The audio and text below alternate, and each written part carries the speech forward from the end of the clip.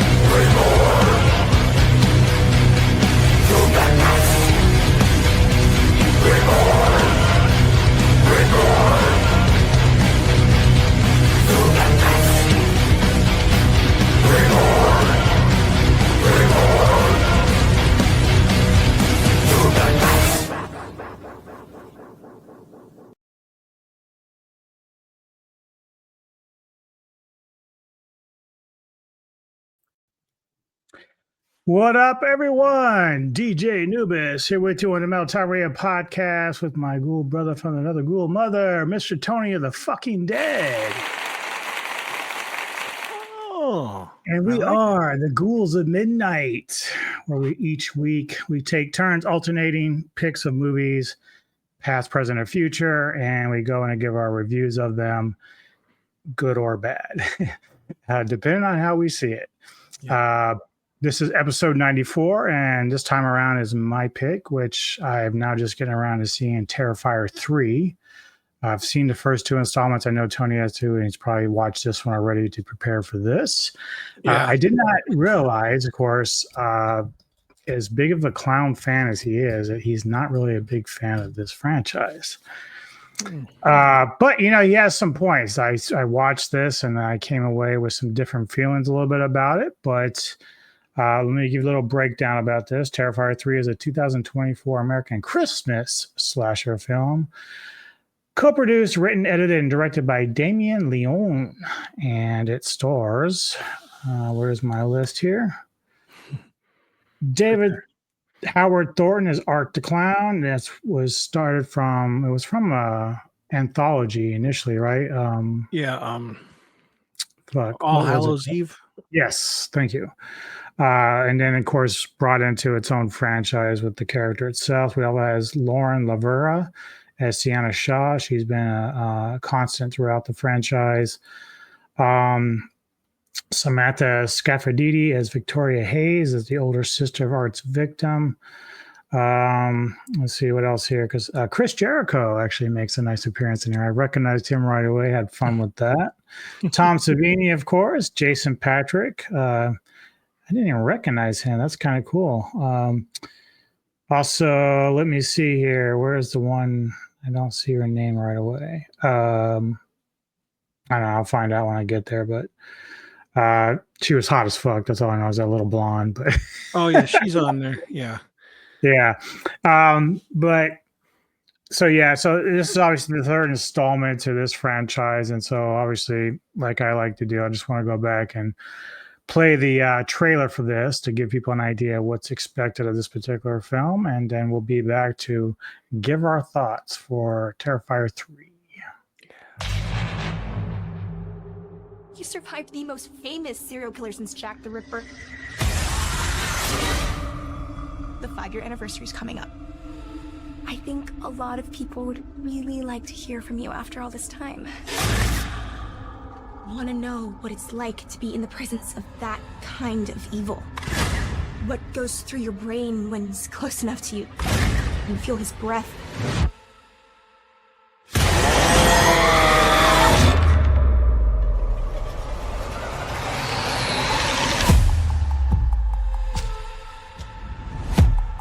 I saw him today. Who? How can you be sure it was really him? I could feel it. Who's this Santa? He's scaring my kid. Yeah, he's scaring me too. Hey, Santa's handing out presents!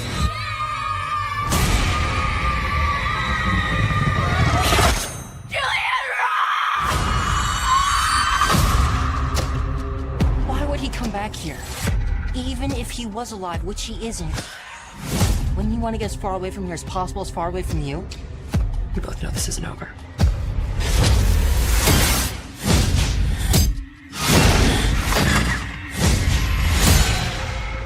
I have to go back to the Terrifier.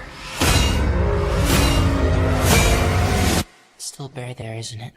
It might be the only thing that can stop them.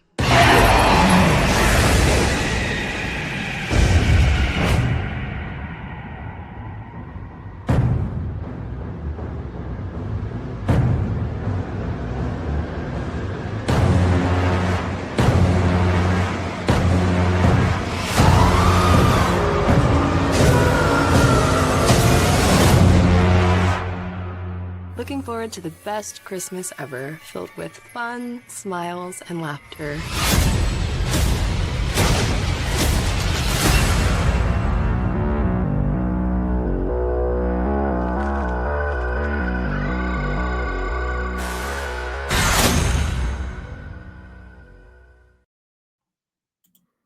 And there you have it. Terrifier 3.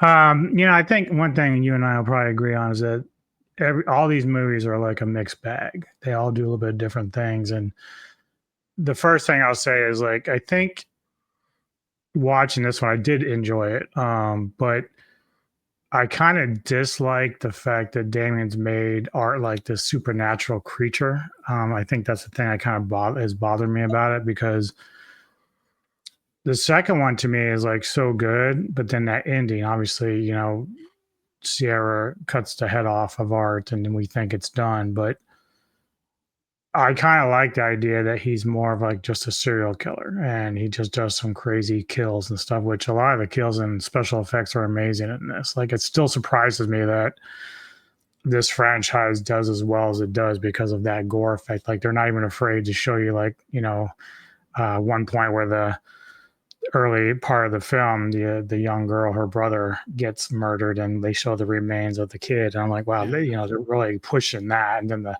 explosion in the mall. Yeah.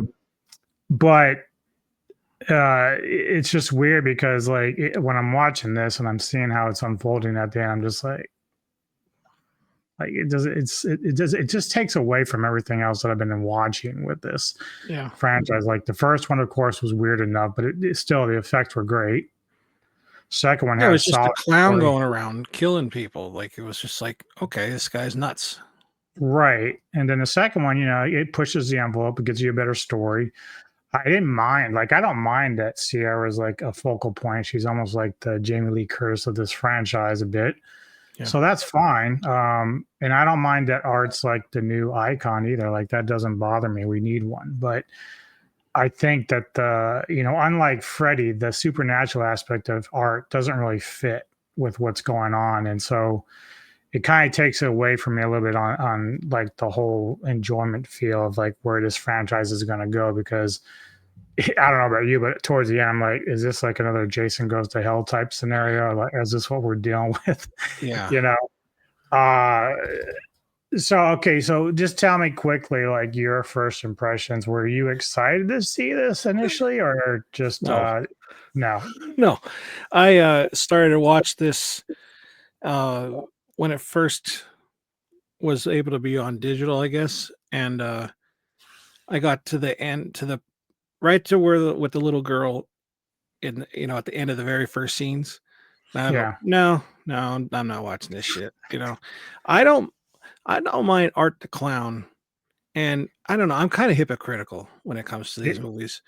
Like, I love the gore, but that's all people care about with these movies because the story's a mess. I don't know if it necessarily sucks. I just think they kind of like did the first movie and they're like, well, now what? Well, let's make them this. And then now it's just falling from there. And it's like, I don't know. My first impressions, though, fucking gross. Like, I listened to it with headphones on, so every axe was whoosh, whoosh. I can hear that gush and that. And so it was just like, holy shit. And I don't know. Apparently, there's a 2 hours and 25 minutes long version of this. Oh, really? And there's like 5 extra scenes. Huh. Well, I don't even know what happens in those, but yeah, that's, I guess, my first impression. Yikes. Yeah. And so you may need to kind of refresh me if you remember more than me. I'll try. Right. But like, okay, so the girl that I was talking about, Mia, Alexa Blair Robertson. So she's this girl who does like a horror podcast, and she's like true crime. And so she's, of course, dating the roommate of Sierra's brother, who was from the last film. Yeah. So, she's trying to like want to set up like a chance to talk with, I think his name's Jonathan or something. And wants to like discuss what happened to them. But now obviously Sierra, after 5 years, she's been in a mental institution and she's been dealing with all the trauma. Mm-hmm. The issues that I have a lot with this movie and what's going on is that it almost gives you the same impression, like what is really real and what isn't. What is she seeing and what isn't? And obviously, like when she thinks she sees him at the mall, well, that truthfully he is there, but it's like you never really know if that is or not. Now I know they want us to believe that we're looking at through Sierra's eyes, where she's kind of wondering if she's just going crazy or whatever. But then also when dealing with Mia, she talked about how Sierra grew up with, her mom, of course, being killed, but then like her dad, she alluded her dad was not a very good guy or something. Do you remember anything about that from the last movie? I honestly don't remember a lot of the other movies. I just kind of remember in the first one, the kill where he cuts her in half. I remember that. Yeah. And the diner scene. In the second one, I don't remember much like of it. I just remember like she was hot as hell in that outfit. And I couldn't stand her brother, and that's all I remember. And a little girl. There was a little girl. Yeah.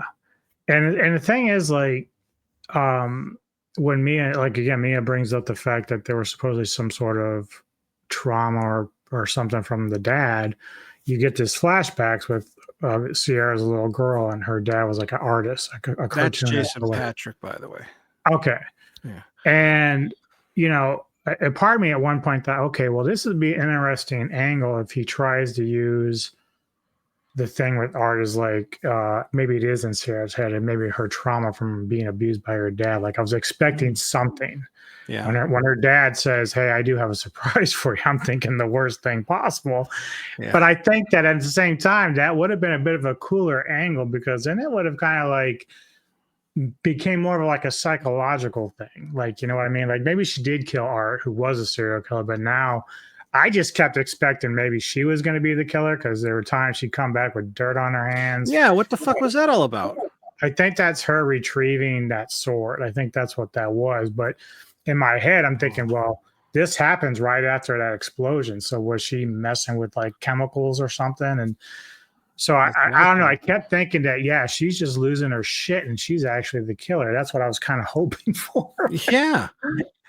Yeah, I thought that too when she was washing that dirt off and she had this mean look on her face. I thought, did she just do that?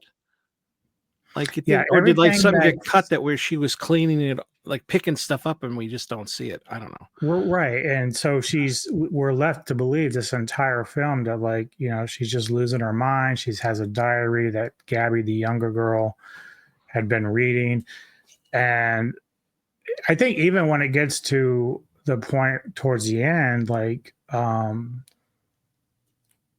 you know, what's his name? Whoever the father was of the family that she was staying with, the uncle. Oh yeah. He goes and he goes to pick up Jonathan from school. And, you know, you kind of feel like, okay, maybe something's going to happen to them while they're out there, because obviously the mother is like, now believing the husband that, yeah, you know, maybe Sierra's not quite right. This is not safe for us to have her here. And again, that just goes back to like my whole thing about like maybe Sierra should be our killer. But you never see what happens to Greg or Jonathan, and we do find out, but it's kind of like a letdown. Like it's like, okay, so we didn't get to see that, but now it's like kind of taking out the suspense a little bit. And obviously, they had that skull, and I thought, well, did they really go there with that with Gabby? Like, is that really her? But something in my head told me it wasn't. Yeah. But there are some great stuff, and I agree with you. Like the gore in this is so fucking good, dude. Like that shower scene with the chainsaw, just so good. And again, like there are things that Art does that is very funny. He's almost like a mime. He just goes around. He makes little faces. I don't think he is a clown. I do think he's a mime. Like they don't call him a mime, but he doesn't talk. Mm-hmm. Like I know clowns usually don't talk, but there are clowns that talk. But I never saw a mime talk unless it was like, you know, I'm off fucking duty. Get the hell away from me now. Yeah. Also, I should mention there was I again just had a lot of fun with it. Clint Howard has an appearance in this. He's always great. I do love seeing those kind of guys in these films. But and that bartender was the same bartender from the beginning of Dawn, from Dusk Till Dawn. Well, the guy who was the bartender in this, but he was the owner of the liquor store. Oh, really? Yeah. I didn't even recognize him. That's cool. I'm like 99% sure. I'll have to double check, because that I do remember the guy from Dusk, and he was always funny. He freaking the fuck out. I was like, I didn't say nothing, man. I didn't say nothing. I'm pretty sure that was him. I gotta look, but yeah. I just trying to see if I can find a dude's name. I don't remember what his name was. His name Eddie? Yeah. Okay. That's all the way in the 90s. Yeah, it's like 97. Maybe it's not him. unless it doesn't go that far. It should though. I don't know. Maybe Yeah, I'm so- wrong. Yeah, no, he didn't start till 2001 in terms of film. Weird. He looks and sounds just like him. Yeah, I really thought that was him. My bad. that happens to me all the time, though, to be honest. But yeah, so the gore effects and all that work really well. Again, just like they don't shy away from a lot of that, which is cool, which is kind of unheard of with a lot of horror these days. You don't get to see a lot of that, and they don't hold back. Certainly, again, Art doesn't talk, so a lot of his mannerisms. There's even like that shower scene when he takes his glasses off and puts it on the girl. Yeah, She's like fucked up beyond.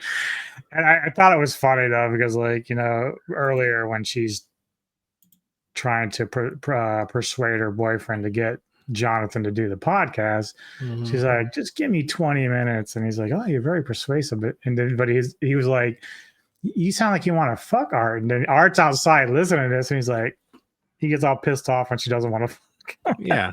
Like, oh. So yeah, that whole beginning of the trailer, like what she's doing, I want to see it, look into his eyes. I want to feel the heat from his breath and blah, blah. And then yeah, you just knew that was coming. Yeah, that was a good callback to it. I liked it. Yeah. Yeah. I don't mind the story too much. I mean, I don't know. Like, again, the supernatural aspect really kind of ruins it for me because it had so much potential to be more. Mm-hmm.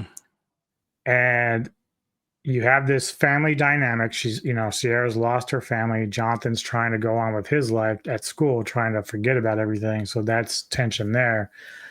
And then you got this family, the aunt and uncle. And so, like, at first the aunt's like, well, I can't abandon her. But then once you see how Sierra kind of like freaks out and, at the news broadcast and stuff like that, I like that dynamic because it brings more tension into the family part of it. And that would have been pretty good if we unveil her actually being the one that's actually going to kill people. Like, I think that's even better than what they ended up with. Yeah. And then you've got the side thing with Victoria Hayes, the woman that looks like the Gary Oldman from Hannibal. Great special effects. But I sat there and I keep going to myself, okay, she gets into a tub at one point in this empty house and slits her wrist and basically dies, and she rots. Art somehow just sits in a chair and then all of a sudden gets cobwebs all over, and they call it hibernation. And so obviously Sierra at one point starts bringing up with Jonathan about the idea of the demon possession. This is where it starts from the end of the second film and becomes this supernatural thing now. Yeah. But I don't know. I'm just not happy with the direction that they're going with the character. I do like the character like you, but I just don't like the supernatural aspect. It's not that, like, I don't think that Art can't be hurt or shot or whatever. Like, I don't mind that because you got that with like Jason and Michael Myers and stuff. But all this other like weird shit that's going on, it's like, it's not even a dream state. Like, it's not like Freddy Krueger. It's like, just, we're supposed to believe that we have this demon in this world, but somehow he can bring other people to life next to him. So, like, what purpose does Victoria really have? Because I remember in the second film, he had like this girl that was also kind of dressed up as a clown, going around with him. And I'm like, that was kind of a cool character. But again, I thought it was just more of a imagination or a fan of Art's at something. I didn't really think much of it. But now you have Victoria, who's, she's been fucked up left and right, and don't get me started on the masturbation scene. Oh my God. Yeah. Wow. Yeah, again, but it's cool because Art's like, yeah, I like that kind of stuff between those two. Yeah. But like, holy shit. That's what it's like. I'm surprised this was in a theater. Yeah. Like, yeah. And again, they only spent $2 million on this, but made around 90. It's insane. They're for a still horror film making like money off this shit.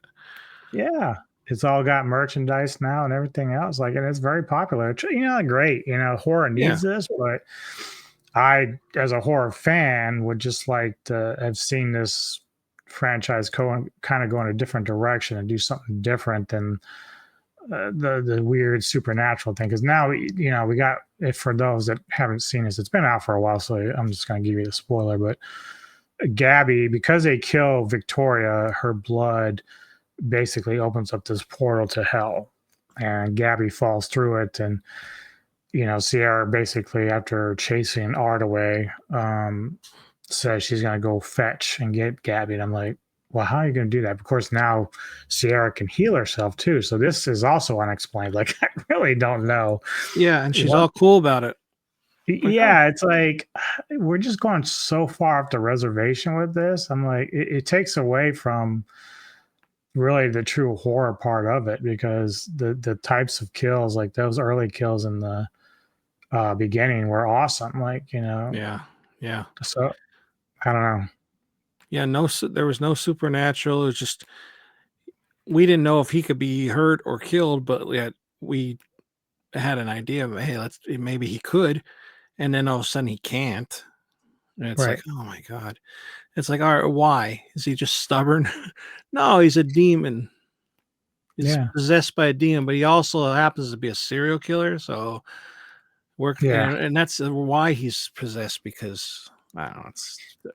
Maybe they need to, maybe Damien just needs to make a prequel to kind of explain a lot of that, so that we have a better idea of like what his thinking is. Because the first movie doesn't even touch on any of that at all. And then, the second one, again, most of that film was great. Like, I love the house terror and the people that are killed and whatever. But at the end, you're just kind of like, what? What happened now? Yeah. Yeah, I know. Well, anyway, give me your final thoughts and your Ghoul rating for Terrifier 3. Well, my final thoughts, like I said, I don't really know what to say about this, because I should say this franchise. I like Art to a point. I don't like kids getting killed. I rather would just understand the fact that they did, like he could have then had the explosion and then not shown any body parts, or we heard the kid get, we didn't have to hear him getting killed, and then well, yeah, you heard when you the open the door, you see it. Yeah, it's like a little, right. It's a lot. It's a lot. Yeah. So I don't think you need that kind of stuff. I understand kids do die in films, but this just seems to glorify it, in my opinion. But besides that, I think and this is where I'm hypocritical. I like the gore in this. I just don't like it when it's done to the kids. I think like I said, the effects were great. Art, for being silent, was pretty cool and scary again. I don't understand the chick with him, and also I saw on IMDb somebody said this is supposed to be 5 years since the anniversary, but the anniversary, it was on Halloween, so technically this is late to the anniversary, so that's a mess up. But yeah, I don't know. The story's a mess. I think you said the prequel, they should make a prequel or something to explain this, or just start over, or just something. I don't know, or just move him away and bring them back another time. Well, yeah, and so if I was doing the next installment, which I think he is going to continue this, but if I were going to do it, everything that happened at the end, I would have just made that a dream state and just have her, Sierra, be the actual one that did the killing, and everything she saw was just in her head. I'd rather go that route. Yeah. Now, it's not to say that maybe you take Art out altogether, because maybe Art can be this haunting figure that just keeps popping in her head, or something. You just think of a way to include Art into the rest of this franchise. But I think he does need to get rid of the demon aspect. I think it's just a little bit too wacky. It doesn't really flow with everything else. I'd much rather have a serial killer that could take a lot of hits, and it's just oh my God, why won't he die? It's just, he's just something else about it. Not supernatural, but the soundtrack was cool. Yes. I did like that. Seeing Jericho, I thought he actually did a good part in it too. Oh, yeah. I don't know.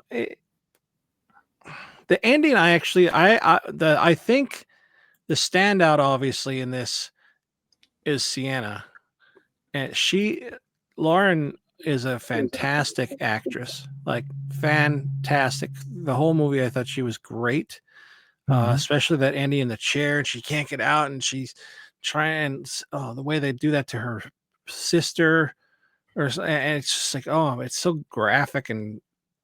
Ugh. And then, but my favorite part, and this is a big spoiler in case you just don't want to know. When he was talking, Anu was said about the skull that's like, it's Gabby. What's it about Gabby? It was Jonathan's. I fucking cheered so much for that. Of all the kids, I'm sorry to the actor, but I can't stand Jonathan. And when I saw that was his skull, I could have joined on Art's side. Yeah, the only thing I would say, like, again, like like, you kind of like the minute that Sierra comes down and she initially hears like Greg and the wife talking, and they're like, she's crazy. We need to find a way to get her out of here. Yeah. I think even Greg's voice says like we need to smother her, which was never a real thing. But she walks in, and of course there's Victoria, and then on the wall you can see that Art is like pinning a body up there, and I'm like, is that supposed to be Greg? Which eventually it is, but I'm like, you never see those, either him or Jonathan, get attacked. Like, it's like, I'm just kind of like, well, that's weird. Yeah, I mean, you kind of assume it, but like, I thought maybe they bring them out and then torture them or something. But right. Like, come on, like the kid made it through the whole first movie or second movie, and then now you're just going to take him out like that.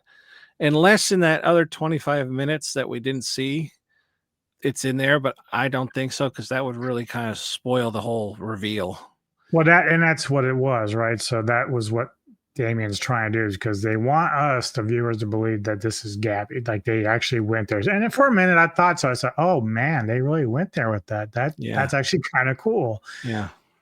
Yep. And then they also, like, when Greg goes to get Jonathan, in my head, I'm like, yeah, this means, because at this point, the wife is like telling him, like, yeah, you were right. This Sierra's crazy. We have to do something with this. So you get this sense that, okay, well, now we're going to see where at some point the wife is going to be convinced that Sierra was right. And of course, that's going to involve her husband probably being killed, which does happen. We just never see it. It's just kind of like the sense that you get. Yeah. But yeah, I mean, with all that being said, 5. Oof. 5. I mean, half of it's good and half of it's not. Yeah. They should just make a fucking hour and a half long movie of, like, say, 5 scenarios, or like have Art tell like a horror anthology thing. Tell a horror anthology and have him be the wraparound, and he just kills everybody or some shit. I don't know. Like, I mean, that is the one thing about this franchise for me right now, is like, is, even though I do enjoy a good portion of it, you could literally take all of Art's kills and put them together, and that'd still be almost a better movie than the movie. 100%. Yeah, because it's really, it's really comes down to the special effects, because the kills themselves are just amazing. Like, and again, Savini's probably attached to this in some way, so the fact that it's just done so well and people are responding to it, but the story, it does have a lot of holes for me. Yeah. My favorite kill obviously is the shower scene, like, especially when Cole gets cut up the middle. Oh, I'm man. like, oh, he just went bone tomahawk on his ass with that chainsaw. Yeah, he did. And I was like, oh shit, that's good. But yeah, I'm not quite as low as you. I mean, but I'm not as high as I thought I would be. I think I still like the second film a lot more, aside from the ending. But that film to me has a better story, and it just, I don't know, it's more pleasing to me than this one.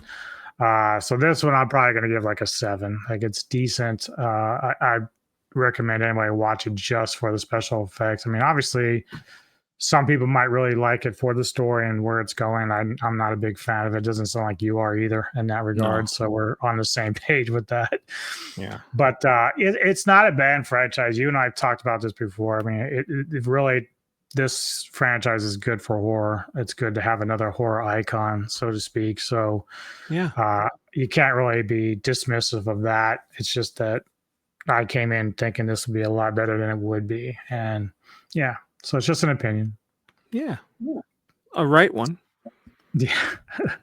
We're not alone though. Like I know there's a lot of people that don't like this, and I know there's a lot of people that are obsessed with it. And I think it's just because of the gore. I don't think they give a fuck about the story. Well, that's what's funny though, right? Because some people really do like the horror, the gore effect of everything. But then you have other people like, man, it's just the gore's not needed. Like you could just have this. I'm like, no, you can't just have the story because the gore is what really makes it work. Ever since that first movie, and like you said, the splitting down the middle, I was like, wow, like they're just going ham. Yeah, I wasn't expecting that.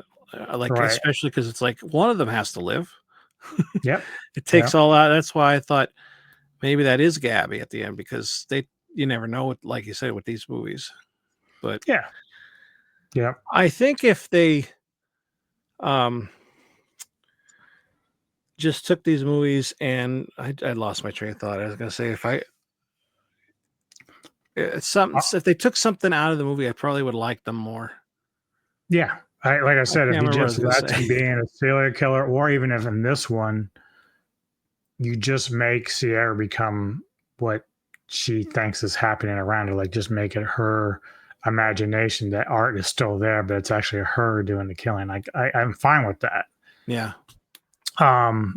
But obviously because Art is this icon now, it's like I know Damien has to kind of make it to where Art continues on and on and on. So, but I don't know.